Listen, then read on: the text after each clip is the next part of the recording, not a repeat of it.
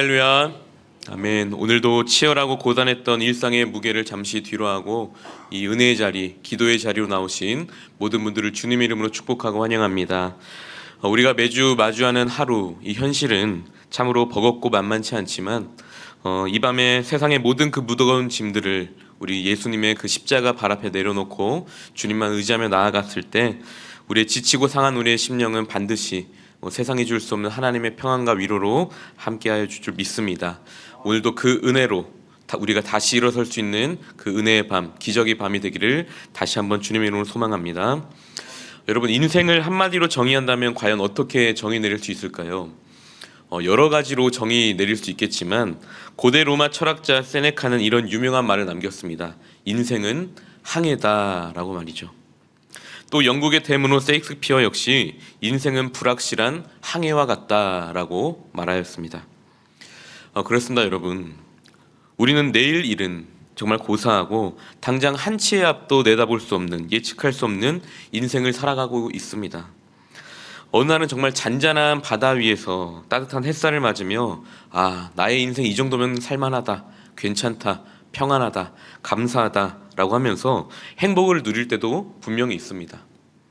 하지만 그렇게 마냥 행복할 줄 알았던 인생에 어느 순간 그 예고도 없이 찾아오는 거친 풍랑을 만나게 되면 우리는 순식간에 깊은 좌절과 절망감에 빠지기도 합니다. 그때 우리는 어떻게 합니까? 그저 우리에게 주어진 하루하루를 주님의 손 붙잡고 그냥 묵묵히 살아갈 뿐이죠. 그 눈물 나는 시간들을 힘들게 버텨서 겨우겨우 그 풍랑을 한 차례 넘기고 나면 다시 한번 우리 삶에도 반드시 햇살이 비치고 회복의 기쁨이 넘치게 됩니다.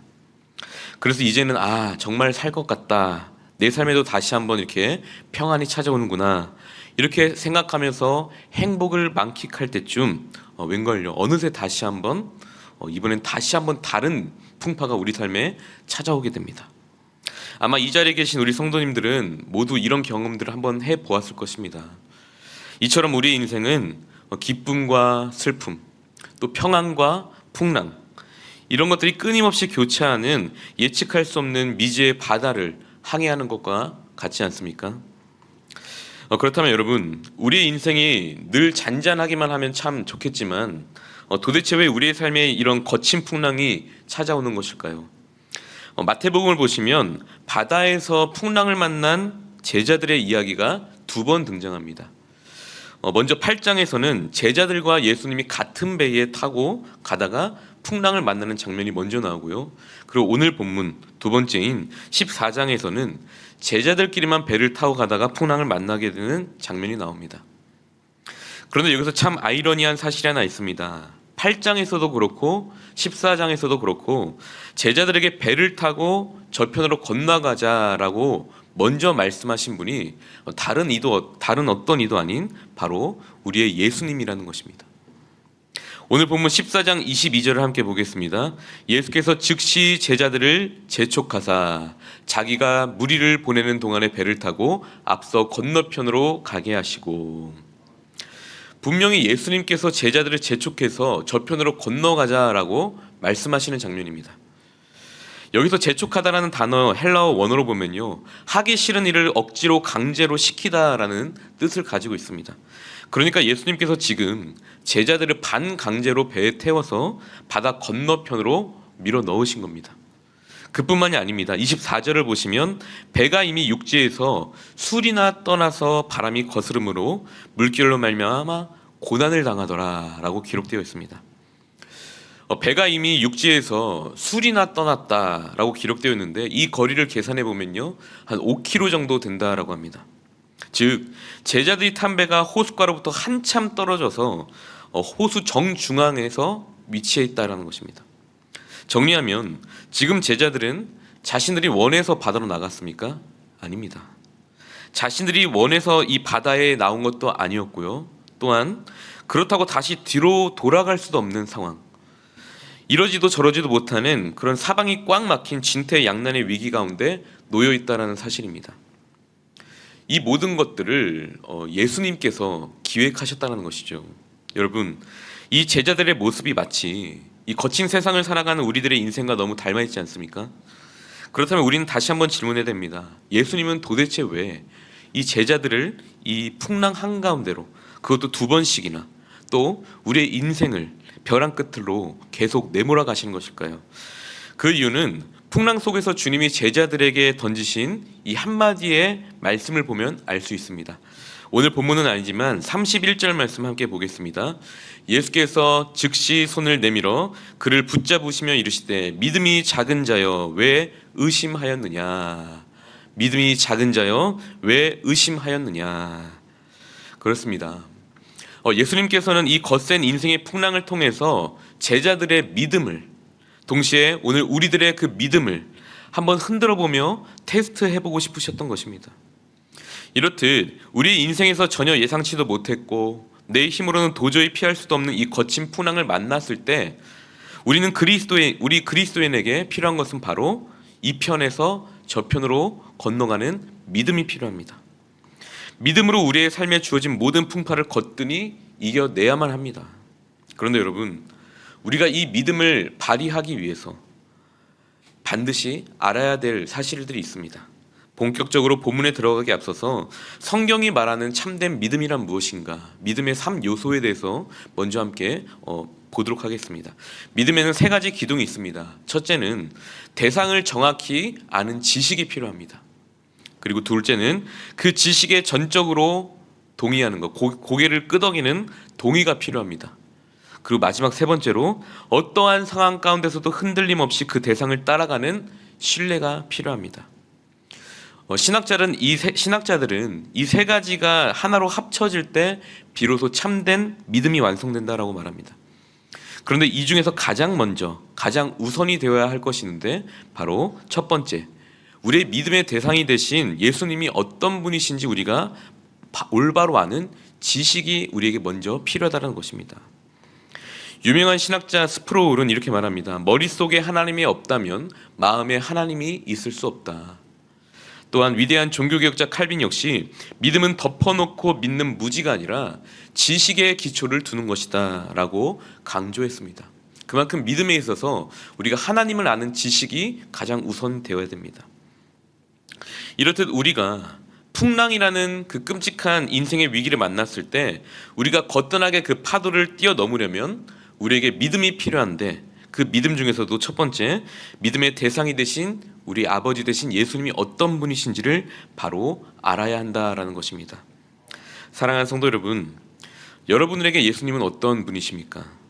오늘 본문 속에서 풍랑을 만난 제자들에게 예수님은 과연 어떤 분으로 다가오셨는지 빠르게 함께 살펴보면서 오늘 이 밤에 우리의 참된 믿음의 대상이 되신 주님을 더 깊이 알아가는, 만나게 되는 그런 은혜의 시간이 되길 소망합니다. 첫째로, 우리 예수님은요, 우리를 위해 기도하는 분이다라는 것을 우리가 꼭 기억하길 소망합니다. 23절 말씀을 보면 이렇게 나와 있습니다. 무리를 보내신 후에 기도하러 따로 산에 올라가시니라. 저물매 거기 혼자 계시더니. 예수님은 제자들을 거친 바다로 보내신 후에 홀로 산에 올라가셨습니다. 왜입니까? 세상 한복판에서 풍랑과 힘겹게 싸울 제자들을 위해서 기도하시기 위해서였습니다. 여러분, 이 말씀이 오늘 이 밤 우리들에게도 동일하게 적용됩니다. 로마서 8장 34절은 이렇게 말합니다. 그는 하나님 우편에 계신 자요 우리를 위하여 간구하시는 자시니라. 아멘. 그렇습니다. 온 우주 만물을 창조하신 우리 예수님께서, 우리의 아버지 되신 그분께서 지금 이 시간에도 풍랑 속에 있는 우리를 위해 기도하고 계십니다. 누구도 나의 찢어진 마음을 알아주지 않을 때, 지쳐서 눈물만 흘리고 있을 때, 앞이 캄캄해 아무것도 보이지 않아 다 포기하고 싶을 때, 주님이 그 어느 누구보다도 여러분들의 이름을 가장 크게 부르면서 눈물로 기도하고 계심을 기억하시기 바랍니다. 두 번째입니다. 둘째로, 예수님은 우리의 삶의 그 문제 한가운데로 친히 찾아오시는 분입니다. 25절 말씀을 보면 이렇게 기록되어 있습니다. 밤 사경에 예수께서 바다 위로 걸어서 제자들에게 오시니. 여러분, 예수님이 오신 그 밤 사경은요, 새벽 3시부터 6시 사이입니다. 동이 트기 직전이 가장 어둡다고 하죠. 즉, 우리가 가장 어두운 시기를 보내고 있을 때, 우리의 마음이 가장 불안하고 두려워서 숨이 막히는 바로 그 절망의 시간, 절정의 시간대 주님은 우리의 문제 그 한복판으로 걸어오신다라는 것입니다. 그래서 이렇게 말씀하시죠. 27절에 안심하라 나니 두려워 말라. 여기서 나는요 많이 들어보셨을 것입니다. 에고 에이미, 스스로 있는 자, 곧 나는 전능하신 하나님이다 라는 뜻입니다. 그 전능하신 주님이 친히 찾아오셔서 우리의 고통을 주님의 그 자신의 문제로 끌어안으신다라는 것이죠. 역대하 20장에 이 전쟁은 하나님께 속한 것이다 라고 나와 있습니다. 여러분, 속한다라는 것, 또 사랑한다라는 것은요 상대방의 문제를 내 문제로 끌어안는 것입니다. 그러니 오늘 여러분들의 그 여러 가지 삶의 문제, 인생의 풍파의 문제, 가정의 문제, 자녀들의 문제, 건강의 문제, 직장의 문제, 관계 어려움의 문제, 그 모든 삶의 문제들을 어떻게 해야 될까요? 다 하나님께 맡겨 버리시기 바랍니다. 내 삶의 문제를 하나님의 문제가 되게 하시기 바랍니다. 모든 삶의 근원이신 하나님께서 어느 누구보다도 완벽하게 해결해 주실 줄 믿습니다. 세 번째입니다. 예수님 어떤 분이십니까? 바로 십자가에서 완전히 승리하신 분이십니다. 여러분, 예수님께서 제자들 가운데 오실 때 풍랑을 피해서 오셨을까요? 아니면 배를 타고 오셨을까요? 아닙니다. 26절 보겠습니다. 제자들이 그가 바다 위로 걸어오심을 보고 그 바다 위로 친히 걸어오셨습니다. 여러분, 이 세상을 상징하는 그 무서운 바다를 예수 그리스도의 발 아래 두고 예수님께서는 모든 것들을 저벅저벅 짓밟으며 오셨습니다. 바다를 발 아래 두고 걸어오셨다는 것은 우리의 모든 삶의 문제, 질병의 문제, 두려움, 염려, 이 모든 것들이 이미 예수님의 그 발 아래 다 굴복해 있다는 뜻입니다. 여러분, 주님이 배에 오르시자 바람이 거짓말처럼 그쳤습니다. 성경에 기록된 하나님의 말씀은 늘 미래 완료형입니다. 그렇기 때문에 주님께서 이미 저편으로 건너가자라고 말씀하셨던 것은 이미 건너간 것입니다. 승리할 것이다 라고 하시면 이미 승리한 것입니다. 2000년 전 갈보리 십자가 위에서 예수님은 우리의 모든 죄와 고통을 죽음까지도 떠안으시고 뭐라고 선포하셨습니까? 다 이루었도다. 다 이루었다. 그리고 사망 권세 깨뜨리고 부활하셨습니다. 그래서 요한 1서 5장 4절에서 이렇게 말합니다. 세상을 이기는 승리는 이것이니 우리의 믿음이니라. 세상을 이기는 승리는 이것이니 우리의 믿음이니라. 여러분 믿으십니까? 아멘. 그러니 우리에게 두려울 것이 무엇이 있겠습니까?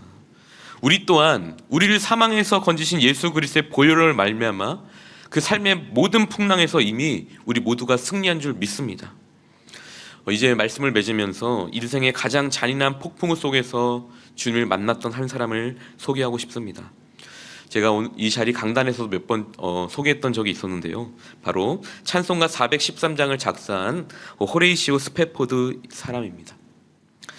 이분은 시카고의 큰 자산가였는데 대화재로 인해서 전 재산을 잃고 소중한 그 아들마저 잃게 됩니다. 슬픔에 빠진 아내와 내 딸을 위로하려고 휴가를 보내던 찰나 갑자기 급하게 처리해야 되는 업무가 있어서 먼저 그 아내와 4명의 딸들을 유럽행 배에 먼저 태워 보냈는데 앞불사 그 배가 대서양 한가운데서 충돌해서 침몰하게 되었던 것입니다. 결국 이 4명의 딸들도 함께 다 물에 빠져 죽게 되고 아내만 겨우 살아남았다는 그런 소식을 듣게 됩니다. 이 스패포드는 가슴이 정말 찢어지는 채로 아내를 만나러 배를 타고 가고 있었는데요. 깊은 밤 선장에 와서 이런 말을 전합니다. 스패포드 씨, 잠시 후면 당신의 딸들이 수장된 가라앉은 그 바다 위를 지나게 될 것입니다. 그 말을 들은 스패포드는 그 길로 선실로 들어가서 한참 피눈물을 쏟으면서 밤새도록 하나님께 울부짖었습니다. 하나님, 저 숨막혀서 도저히 살지 못하겠습니다. 왜 우리 가정을 이 무서운 폭풍 속에 밀어 넣으셨습니까? 하나님, 하나님의 뜻은 도대체 어디에 있습니까? 그렇게 한참이나 울고 있던 그때에 그 절망의 벼랑 끝에서 꼭 그 밤 사경과도 같은 그 새벽녘에 기적 같은 일이 일어납니다. 인간의 머리로는 도저히 이해할 수 없는 하늘의 평안이 그의 심령을 확 덮치기 시작한 것입니다. 나를 위해 눈물 흘리시며 그 피눈물 나는 바다 위를 걸어오시는 전능하신 예수님을 그 절망의 한가운데서 스페포드는 만나게 된 것입니다. 그때 스페포드가 눈물로 쓴 찬양이 바로 이겁니다. 내 평생에 가는 길 순탄하여 늘 잔잔한 강 같든지 큰 풍파로 무섭고 어렵든지 내 영혼은 늘 편하다. 내 영혼 평안해. 내 영혼 평안해. 사랑하는 성도 여러분, 여러분은 현재 어떤 풍랑 한가운데 서 계십니까? 재정의 위기입니까? 아니면 육신의 질병입니까? 아니면 관계의 어려움의 위기입니까? 우리 눈앞에 문제만 보면 우리는 다 꺾이고 넘어지게 되어 있습니다. 하지만 지금도 우리를 위해서 하나님 보좌 우편에서 우리를 위해 기도하고 계시며 우리의 삶의 문제 한가운데로 걸어오시는 예수님을 우리가 바라볼 때에, 십자가에서 이미 승리하신 주님이 우리의 아버지가 되심을 우리가 깨닫고 믿게 될 때에 우리를 집어삼킬 듯 달려드는 그 어떠한 거친 풍랑도 능히 뚫고 지나가게 될 줄 믿습니다. 오늘 이 밤에 요동치는 나의 감정, 내 환경, 이 모든 것들을 우리 다 십자가 앞에 내려놓고 지금도 우리와 함께 하시고 이미 승리하신 그 주님만 바라보며 기도로 모든 풍랑을 잠재우고 돌파해내는 우리 모두가 되기를 주님의 이름으로 간절히 축복합니다. 함께 기도하겠습니다. 사랑과 은혜의 하나님 아버지, 오늘도 거친 풍랑과 같은 세상을 살아가다 지치고 상한 마음을 이끌고 이 시간 십자가 앞에 엎드리며 나아갑니다. 주님, 나의 힘으로는 어찌할 수 없는 막막한 현실 앞에서 두렵고 절망했던 우리의 작은 믿음을 불쌍히 여겨 주시옵소서.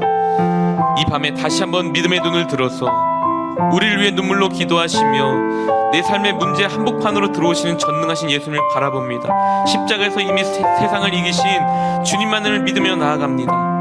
앞으로는 더 이상 우리 앞에 어떠한 인생의 풍파 앞에서도 요동치지 않게 하여 주시고 우리가 그 참혹한 절망 속에서도 나의 영혼 평안해 라고 고백하며 나아가는 그 기적의 밤이 될 수 있도록 주님 인도하여 주시옵소서. 기도로 모든 장벽을 넉넉히 돌파하는 이 은혜의 밤이 되게 하여 주시옵소서. 오늘도 우리 가운데 찾아오시는 주님을 만나게 될 줄 믿사오며 우리를 구원하시고 영원한 승리자가 되시는 예수 그리스도 이름으로 간절히 기도드리옵나이다.